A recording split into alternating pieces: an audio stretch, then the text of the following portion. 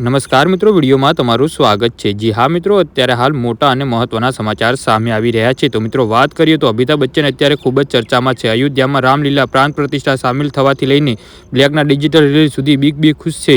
Black 4 ફેબ્રુઆરી OTT પર release થઈ છે। આ દિવસે ફિલ્મે 19 વર્ષ પૂરા કર્યા છે। અમિતાભ બચ્ચન ખૂબ ખુશ છે। 4 ફેબ્રુઆરીએ રવિવાર હતો। જી હા મિત્રો, અત્યારે હાલ મોટા સમાચાર સામે આવી રહ્યા છે।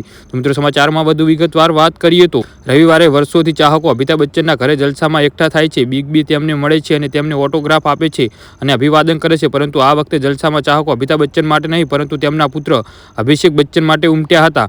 અમિતાભ બચ્ચને પોતાના બ્લોગમાં ગયા રવિવારની ઘણી તસવીરો શેર કરી છે। જી હા મિત્રો, અત્યારે હાલ મોટા સમાચાર સામે આવી રહ્યા છે। આ તસવીરોમાં જલસામાં એકત્રિત થયેલી ચાહકોની ભીડ જોવા મળી રહી છે।